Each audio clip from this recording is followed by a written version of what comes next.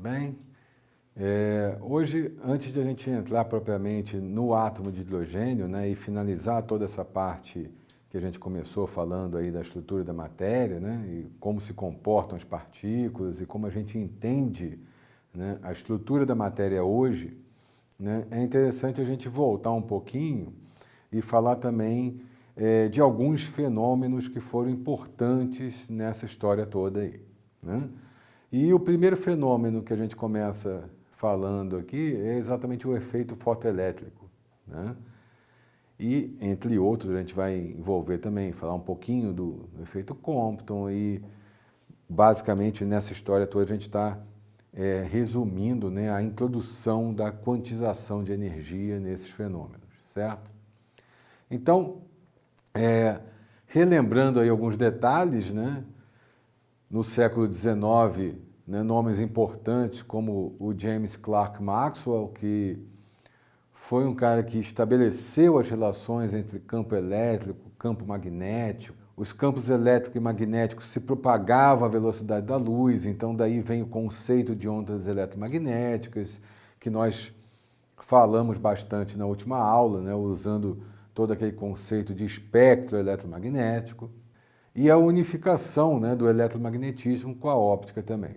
Então, o Maxwell foi muito importante, né, no desenrolar aí dessa unificação, né, de eletromagnetismo, óptica e eletricidade de uma forma geral, tá?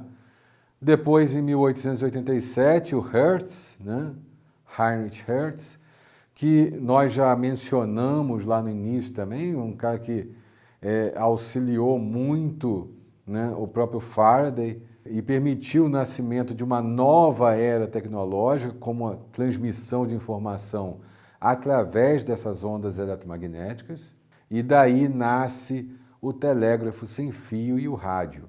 É uma época extremamente de um avanço tecnológico que para a gente hoje parece banal, mas de uma importância fundamental, porque isso faz com que a própria navegação da época ela cresça muito, inclusive com o transporte de passageiros, né?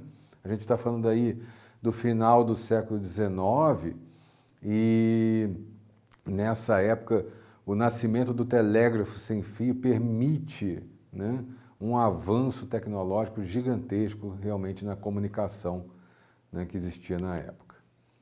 Logo em seguida, né, o Hertz publica esse artigo, né, On an Effect of Ultraviolet Light upon the Electric Discharge. Então, ele está falando sobre o efeito da luz ultravioleta na descarga elétrica, que era algo novo ainda, né, algo sem explicação para a física da época.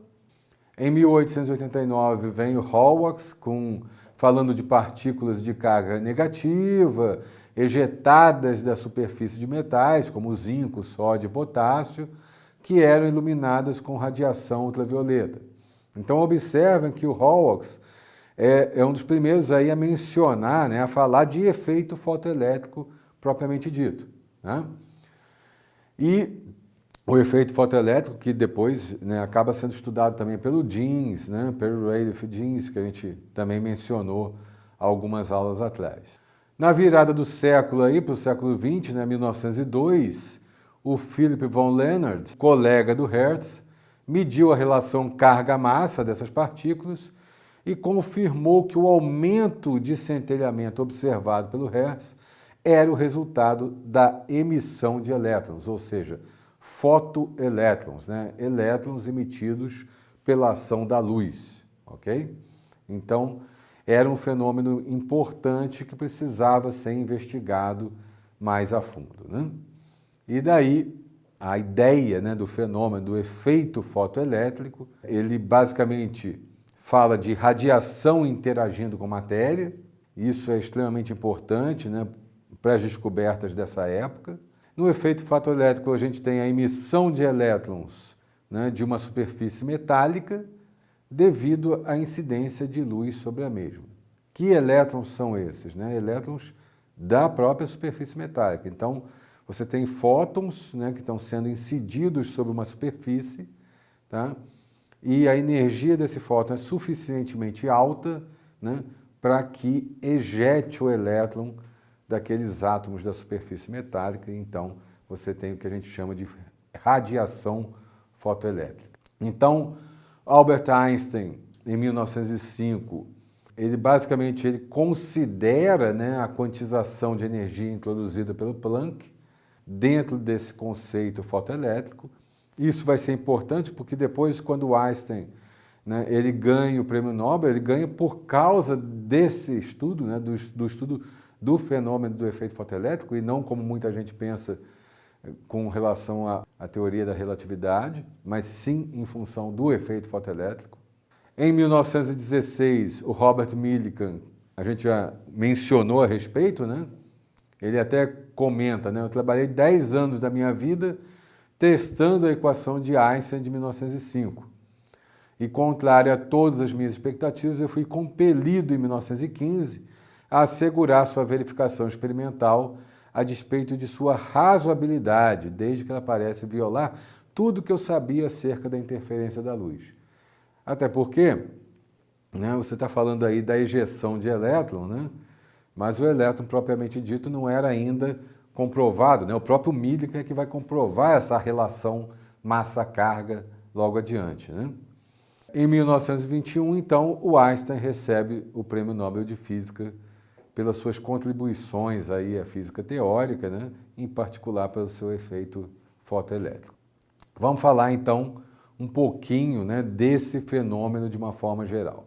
Então, como eu falei, você tem luz ultravioleta incidindo sobre uma superfície metálica e provocando, né, a emissão de elétrons da placa a diferentes velocidades e direções. Então, note que se a placa ela está sob um potencial positivo, né, o campo elétrico na região entre as placas ela vai ser tal que o elétron vai ser desacelerado, né, perdendo energia cinética ao longo do percurso. Então, é como se estivesse freando, né, o elétron entre uma placa e outra. Então, o que a gente vê ali em cima, na figura, né, é basicamente uma diferença de potencial. Você tem a placa positiva, a placa negativa, né, os elétrons estão sendo emitidos da placa positiva para a negativa, tá? E dependendo aí dessa diferença, ao chegar na outra placa, né, como você está falando de carga negativa com placa negativa, né, esses elétrons vão sendo desacelerados, tá? Se alguns desses elétrons atingirem a placa negativa, haverá então corrente no circuito, tá? E isso pode ser medido, né? Então, vamos colocar um pouco de matemática nessa história, né? Então, se o ômega é a energia que mantém o elétron ligado ao metal, a energia absorvida por esse elétron ela tem que ser maior para que ocorra essa fotoemissão. Ou seja, ela tem que ser maior para que o elétron seja ejetado dessa superfície, né? Então, o ômega é basicamente o nosso W lá da função trabalho, tá? E, logicamente, vai depender de qual metal eu estou falando, porque, dependendo do metal, lógico, o número atômico é diferente, o número de elétrons é diferente, né? A carga nuclear efetiva, né? Ou seja, aquela blindagem que ocorre feita pelo núcleo, né, ou pelos elétrons mais internos sobre o núcleo, é diferente. Então, dependendo do metal, logicamente, essa função trabalho vai variar também. Os elétrons, né, como eu mencionei, vão viajar com velocidades e direções diferentes. E se você pensar em termos de energia cinética, os elétrons mais rápidos são aqueles que superam a força do campo elétrico que os freia, né? Então, lógico, se você tem um elétron muito rápido chegando na placa, né, ele, mesmo sendo freado, ele ainda consegue chegar lá. Então, basicamente, a mesma equação de energia cinética que a gente já conhece de meio de mv2 se aplica aqui também, né? Só que, logicamente, eu estou falando, né, da diferença de potencial, por isso aparece ali o ΔΦ, né, dessas duas placas, né? E no caso aí eu estou falando basicamente da velocidade do elétron, certo? Bom, então pensando um pouquinho nesse potencial, observe que esse gráfico aí eu tenho a intensidade da luz incidente, né, o I, pelo potencial de frenagem, né, que seria esse V, ok? Energia potencial aí. Observe que o V0, então, né, esse potencial de frenagem aí depende da frequência, mas não depende da intensidade da luz, tá? Mas aí eu posso ter uma luz com intensidade alta ou com intensidade baixa, que o potencial de frenagem lá embaixo, ó, o V0 é o mesmo, ok? As correntes, então, esse IA e IB, são diretamente proporcionais ao potencial limite, ou seja, elas estão medindo o número de elétrons que vão atingir a placa negativa lá no final, tá? Ou seja, para um potencial muito grande, a corrente atinge um valor, né, um valor limite, né, um valor de saturação, né, onde todos os fotoelétrons emitidos são coletados lá no cátodo. Se você tem um potencial menor, você está trabalhando abaixo desse limite, ok? Então é interessante isso porque quando eu falo, né, de um valor de saturação, né, um potencial muito grande, eu estou, logicamente, imaginando que a energia que está sendo incidida sobre esses elétrons, ela é alta o suficiente, né, para levar todos os elétrons de uma placa a outra, ok? Então, o potencial de frenagem, talvez não, né, o potencial de frenagem nesse caso não vai realmente fazer diferença, tá? Então, o V0 aí, né, o nosso potencial é chamado de potencial limite, ou potencial de corte. Observa que ali o Kmax, né, é a minha energia cinética do fotoelétron mais rápido emitido. Então, ele é igual a E, né, que é a carga do elétron, vezes esse V0, porque é o potencial limite ali. Então, através do Kmax, eu consigo saber qual foi a energia cinética máxima, né, que um elétron adquiriu ao chegar na outra placa, tá? E esses dois gráficos aí embaixo são interessantes porque mostram exatamente essa relação linear, né? Observe que eu tenho, então, um gráfico de potencial limite pela frequência. E, nesse caso, potencial limite, por exemplo, nesse gráfico da esquerda, está apontando ali um valor em torno de 4 vezes 10 alguma coisa, né, hertz, e eu tenho essa reta com vários pontinhos ali, né, mostrando vários desses potenciais, né, limites, dependendo dessa frequência de cada metal ali, né, de cada elétron também. Então, no gráfico da direita, você pode ver essa mesma reta para diferentes metais. Então, observe como para cada metal você tem uma característica diferente, ou seja, a sua reta de potencial limite pela frequência, né, vai sendo, logicamente, né, adquirindo frequências maiores e potenciais também maiores, obviamente. Tá? Bem, há dois aspectos fundamentais aí, né, do efeito fotoelétrico que não podem ser explicados em termos da teoria ondulatória clássica, né? E aí nós discutimos bastante isso, aquela questão da limitação da física clássica, né? E aquela quebra de paradigmas, né? E por isso chegando aí, né, na inclusão da nova física, né, para explicar isso tudo. E com o efeito fotoelétrico não foi diferente, né? Então a teoria clássica, né, ela mostrava que a amplitude, né, do campo elétrico, né, ela crescia se a intensidade da luz for aumentada.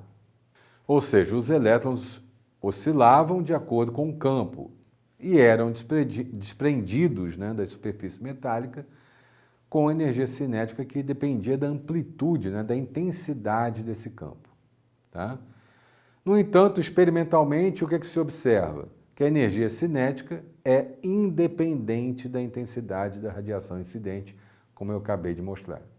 E o número 2, né, na verdade, né, a teoria, a física clássica, falava que o efeito fotoelétrico deveria ocorrer para qualquer frequência com intensidades bem altas, né?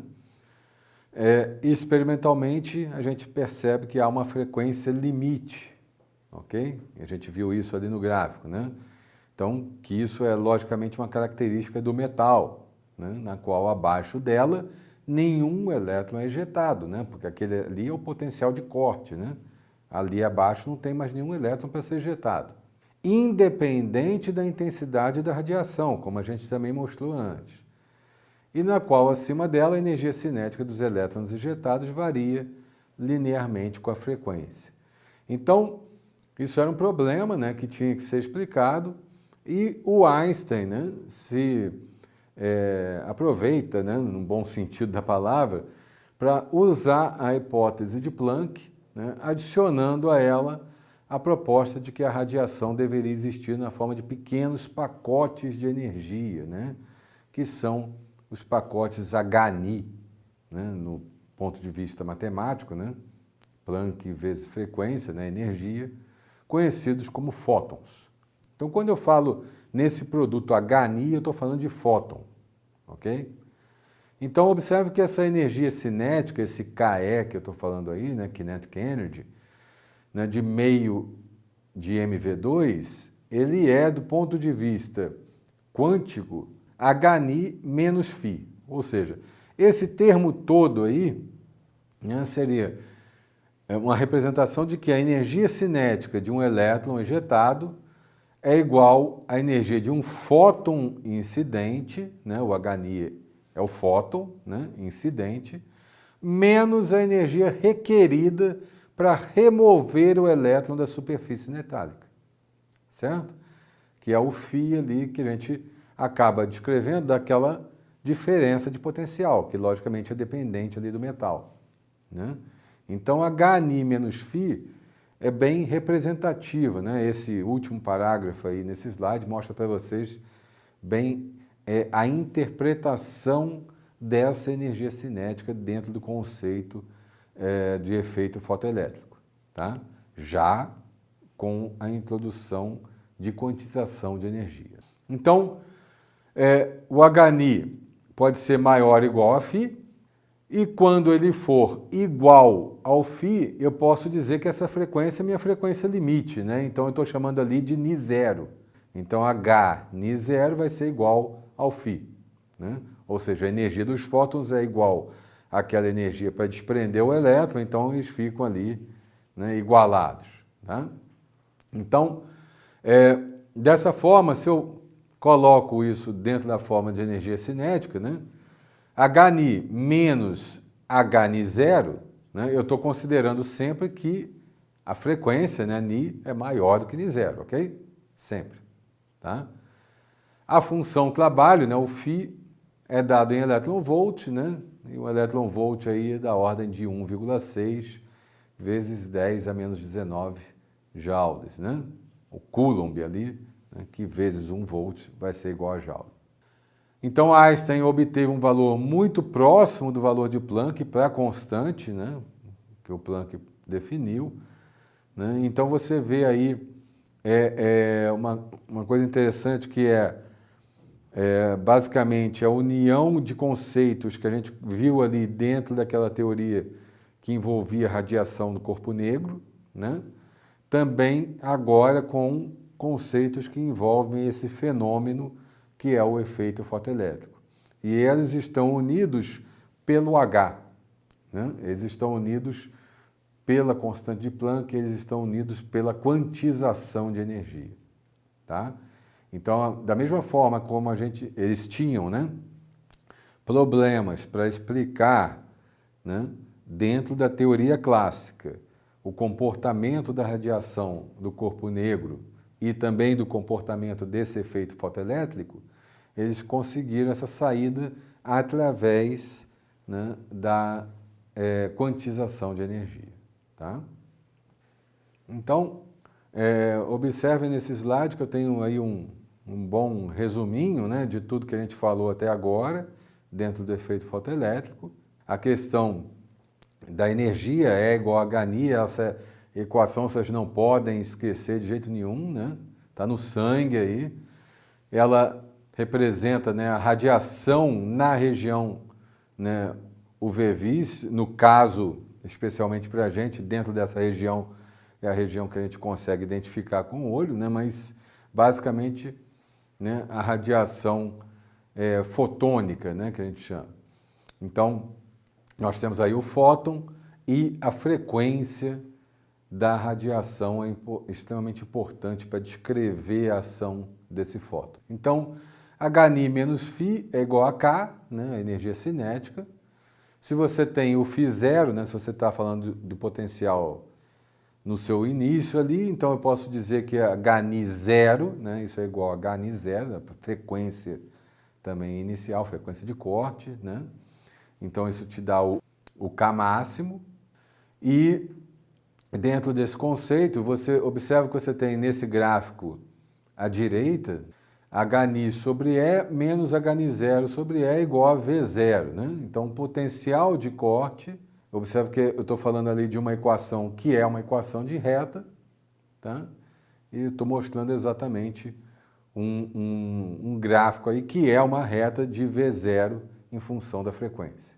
E no gráfico da esquerda, esse V0, né, independente ali, né, só relacionando com K máximo, independente da radiação que você tem, o seu potencial de corte ele vai ser independente da radiação, tá? Bom, nesse sentido, né, dentro dessa ideia de E igual a Hni, né, a gente tem alguns prêmios Nobel aí, né, nesse início do século XX que foram basicamente derivados, né, da importância da quantização de energia dentro desses experimentos que foram tratados a partir daí, né? Então, em 1918, o próprio Max Planck ganha o prêmio Nobel pela descoberta, né, do quanta, né, de energia, né, ou seja, da quantização de energia. Tá? Em 21, como eu já mencionei, o Einstein, em função da descoberta do efeito fotoelétrico, ou melhor, da releitura, né, do efeito fotoelétrico, né, sob essa ótica da mecânica quântica, né, ou da introdução aí, da constante de Planck. E em 23, Robert Millikan, pela determinação, né, da carga do elétron, né, e aí a comprovação absoluta em função do efeito fotoelétrico, né, com experiências com sódio, né, determinando ali frequência de corte e outros detalhes de uma maneira mais aprimorada. Tá? Dentro desse sentido, né, a gente avança com alguns exercícios também, que eu vou querer que vocês resolvam aí depois, né? Por exemplo, num deles eu falo que dado que a função trabalho para o metal é de 1,82 elétron-volts, qual a frequência de corte? O Ni zero. Tá? Então, basicamente, uma aplicação de fórmula ali simples. E nesse outro, um exercício um pouquinho mais elaborado, né? Então, você tem, quando o lítio é irradiado com luz, a energia cinética dos elétrons ejetados é de 2,935 vezes 10 a menos 19 Joule. Energia cinética, né? Por isso que eu estou falando em Joule, ok? Não confundo energia cinética com velocidade, tá? Para o lambda, né, de 300 nanômetros e 1,280 vezes 10 a menos 19 Joule para um lambda, né, um comprimento de onda de 400 nanômetros. O que significa isso? Então, o fóton que está sendo incidido sobre a superfície metálica tem esse comprimento de onda, 300 nanômetros num caso, 400 nanômetros no outro. Tá? Ou seja, ele está dentro daquela região do espectro eletromagnético. E, para esses comprimentos de onda, você tem energias cinéticas diferentes. Para o de 300 nanômetros, você tem ali a energia de 2,935 vezes 10 a menos 19 Joule, e para o outro, 1,280 vezes 10 a menos 19 joules.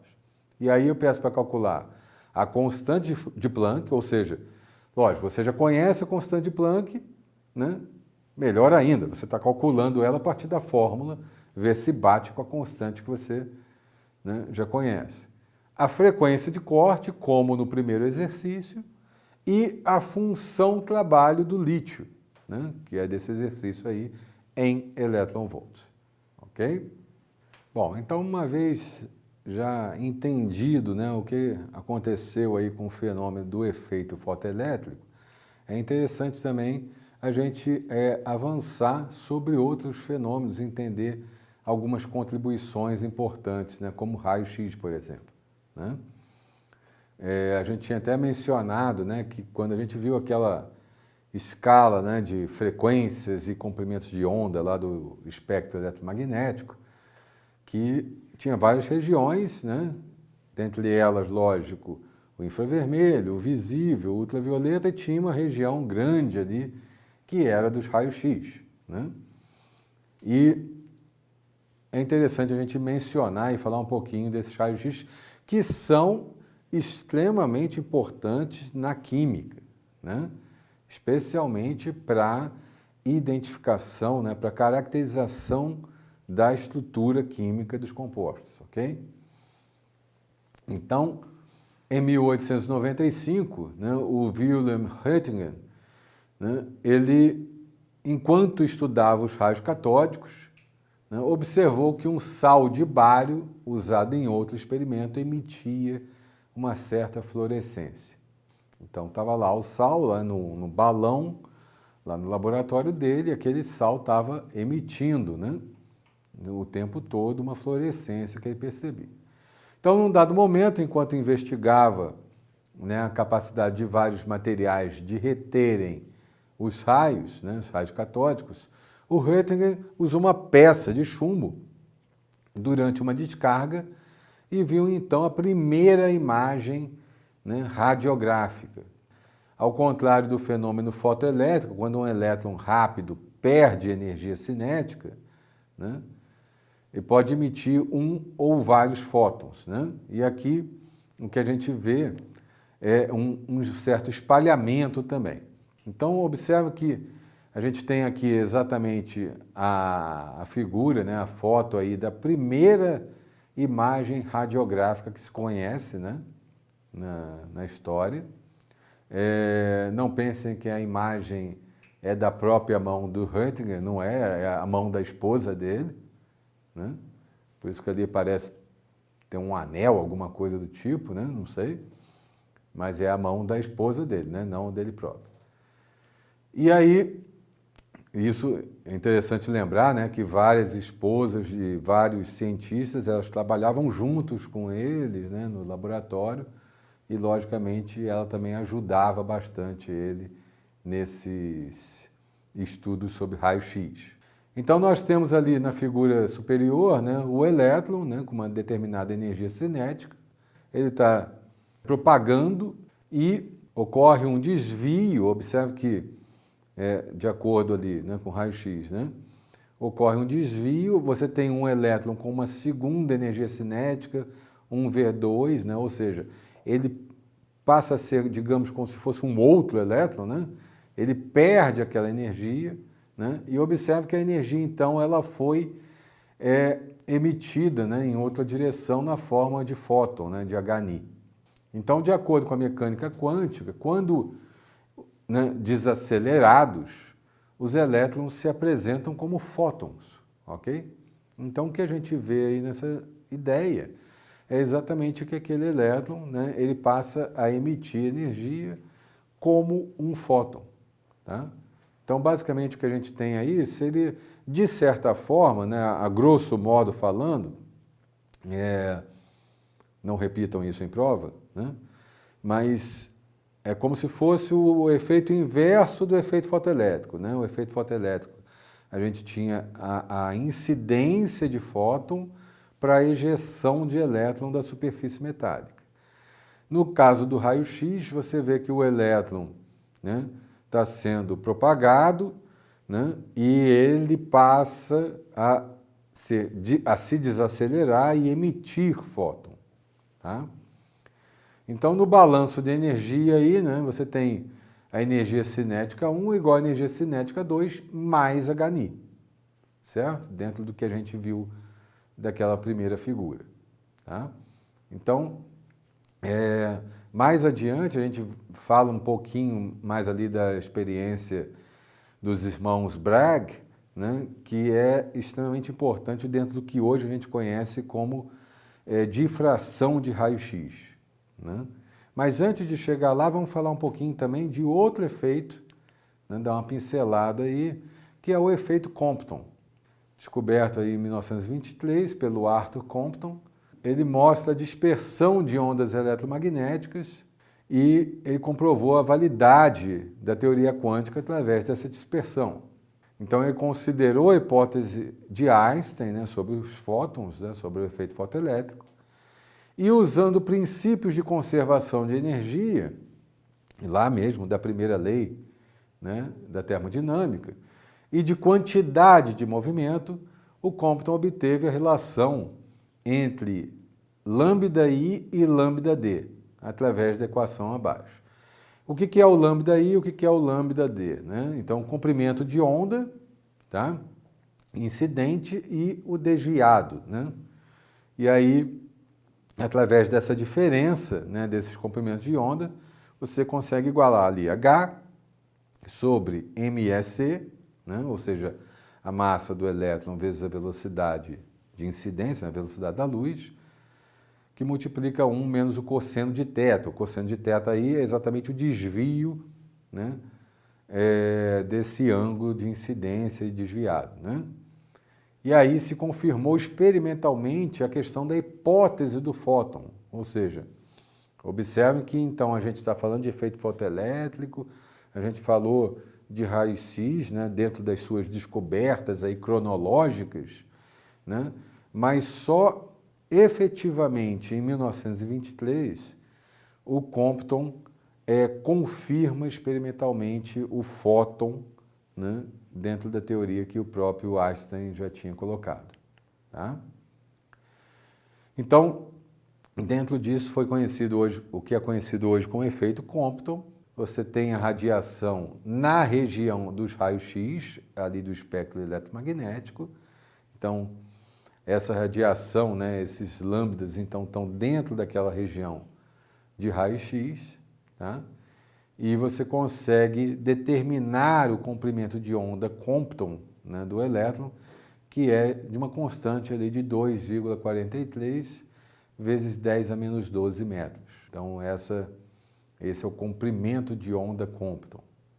E talvez fique mais fácil para a gente entender a partir dessa figura, né, que tem no livro do Cruz, Garritz e Chamizo. Observem aí que eu tenho, então, à esquerda um fóton incidente com um lambda-I, né, aquele comprimento de onda desse fóton incidente. Ele vai se chocar, então, com um elétron que está em repouso. E após a colisão, o que você tem?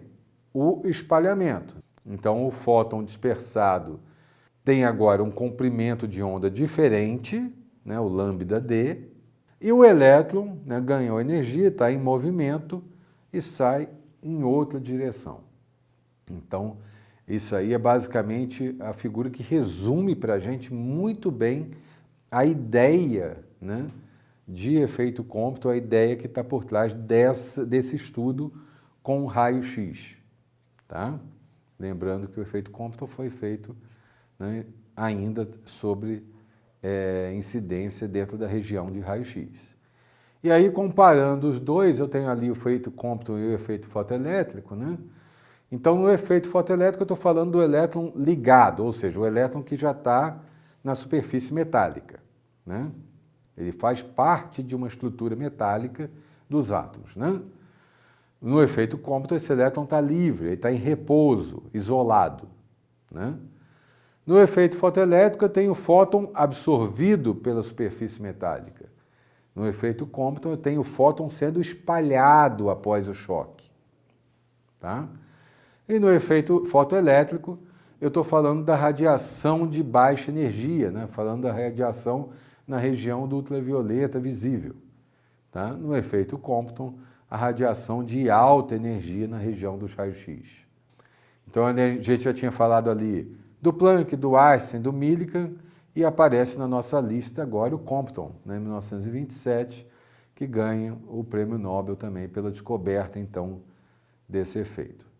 Então, uma vez que a gente já viu, né, falou um pouco aí nessa pincelada sobre raio-x, né, e sobre energia na região do ultravioleta visível, né, com efeito fotoelétrico, efeito Compton, né, vamos olhar um pouquinho mais para o lado da dualidade partícula-onda, tá?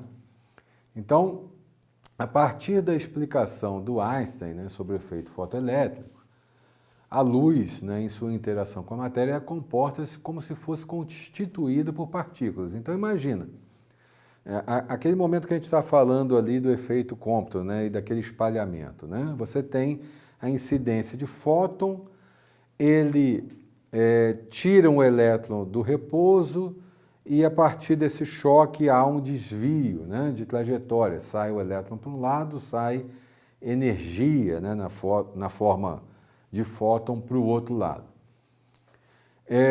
Mas observe que você está pensando aí o elétron o tempo todo, né, tradicionalmente na nossa mente, na forma como a gente foi criado, né, a pensar o elétron como uma partícula, tá?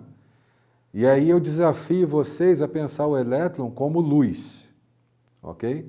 Como fóton também. E daí vem esse conceito da dualidade partícula-onda, tá? Porque fóton é onda, né? Dentro do comprimento de onda que a gente estudou ali. Então, dualidade partícula-onda é exatamente essa ideia de você entender o comportamento do elétron, ora como partícula, ora como onda, tá? Ou, de uma forma mais ideal ainda, entender esse comportamento como partícula-onda o tempo todo. Então, na verdade, pensar que a luz se comporta como uma onda somente ou como uma partícula somente nos leva a contradições aí insolúveis, tá? Então, essa dualidade, eu sei que muita gente deve estar pensando, não, mas que viagem e tal. A gente está falando, né, de comportamento de partículas que não são do nosso mundo macroscópico aqui, né? A gente não está falando de nada que seja explicado pela física clássica. A gente já debateu bastante isso, né? Então, dentro desse comportamento da mecânica quântica, esse tipo de comportamento dual, né, é absolutamente necessário, né, para a gente entender, né, a mecânica quântica de uma maneira mais ampla, tá? Então, a gente pensa, pensar em dualidade partícula-onda é entender isso aqui, ó, é entender a natureza corpuscular da radiação e, ao mesmo tempo, entender a natureza ondulatória da matéria. Ou seja, eu estou trocando as bolas aí, ó. O corpuscular nos leva, né, à ideia de partícula, tá? Só que eu estou pensando na natureza corpuscular da radiação, natureza ondulatória da matéria, né? Então, essa dualidade, ela acaba sendo estudada muito por Louis de Broglie, né, um físico da época também, com auxílio também um pouco do seu irmão, Maurice de Broglie, né, e o Louis de Broglie, ele consegue observar, né, essa natureza ondulatória da matéria, né? Então, observe que eu tenho aí o comportamento de 4, né, A, B, C e D, né, 4 momentos de propagação de uma onda em torno ali de um círculo, ok? Então, no A, a onda está ali, os comprimentos de onda correspondem a número inteiro, né, e se completam após uma volta, ok? Perfeito. No B, observe que eu tenho uma onda que não se completa após uma volta inteira, né? Então, é como se essa onda começasse a se defasar com o restante. No C, são mostradas mais do que 2 voltas da onda, tá? Defasadas também. E no D, a soma das suas amplitudes é mostrada. Então, quando você coloca isso de uma forma geral, o que você vê ali é um somatório de amplitudes que parece até que aquela onda tem um comportamento menor, né? né, de amplitude menor. Então, nesse sentido, no D, essa onda, né, dentro dessa propagação circular, essa onda iria desaparecer progressivamente. Tá? Então, dentro dessa ideia, né, de estudar a natureza ondulatória da matéria, né, em 1922, né, a gente já tem conhecimento da teoria da relatividade, né, de Einstein, E igual a mc2, né, então essas partículas relativísticas de luz, né, ou seja, é luz com massa. Eu estou falando ali, ó, mc2 igual a Hni. A Hni a gente falou que é fóton, não é isso? Então, eu estou falando que é luz, tá, com massa. M ali é massa, né? E o C é a velocidade de propagação da luz ao quadrado, né? Observe que o P, né, o momento linear nesse caso, Hni sobre C, que é igual a H sobre lambda. Então, eu estou falando ali, né, incorporando essa ideia do relativismo na ideia da natureza ondulatória, né? Então, ainda em 22, o Louis de Broglie faz esses fenômenos, né, o estudo desses fenômenos de interferência, né, e partículas de luz, e lança aí também seu artigo, né? E em 23, a ideia de ondas associadas a partículas, né? Então, essa ideia se divide em 3 características. Não existem diferenças entre fótons e outras partículas. 2, as relações acima, né, matemáticas, já podem ser, portanto, aplicadas a qualquer partícula, não só a fóton. E 3, as oscilações da partícula e da onda que a acompanha estão sempre em fase, né? Então, 2π igual a n lambda, o n ali é um número inteiro, né? Então, aquela volta que a gente viu no exemplo A, que mostrava, né, uma onda inteira, né, sempre quantizada, né? N é igual a H sobre P, né? Então, eu tenho sempre uma onda quantizada ali. Do lado aqui, o L igual a RP, a gente falou disso também na aula passada, né? O momento angular, né, dessa onda. H sobre 2π a gente também já falou, né? H sobre 2π é o H barra, né? Então, por isso ali, esse momento angular é igual a N vezes H barra, ok? Então, é interessante, né, a gente entender isso, né, e pensar que eu estou falando aqui o tempo todo, né, de um comportamento dual, né, um comportamento que vai nos ajudar a entender um pouco mais a questão desse espalhamento de luz e da incidência de luz. Tá? E como eu falei, né, nos experimentos de Davidson e Germer, né, depois também logo aperfeiçoados aí com a lei de Bragg, né, dos irmãos Bragg, matemática, esse experimento de Davidson e Germer, em 1927, ele mostra exatamente a incidência, né, de raios sobre uma partícula, ou melhor, sobre uma superfície, tá? E a gente consegue observar ali os raios refletidos, né? Então, o incoming beam é o raio incidente, o reflected beam ali, o raio refletido, ok? Que vai direto para um detector. Então, você sabe o ângulo, né, a diferença entre o ângulo de incidência e de reflexão, né, de acordo com uma normal, tá? Você tem a distância entre esses átomos, né, dentro dessa superfície, tá? Você sabe a energia de incidência desse fóton, tá? Então, você mostra, né, o Davidson e Germer consegue em 1907 comprovar aí que o elétron possui um comportamento ondulatório, tá? Dali vem a lei de Bragg, né, que eu mencionei lá na questão do raio-x, que é uma lei tão importante exatamente por causa dessa questão desse espalhamento, né, e desse ângulo de incidência e refletido, que é o lambda igual a 2D seno de θ, e daí a relação, né, de de Broglie, né, lambda igual a H sobre mv, né, ou mni, né, que é igual a 1,65A.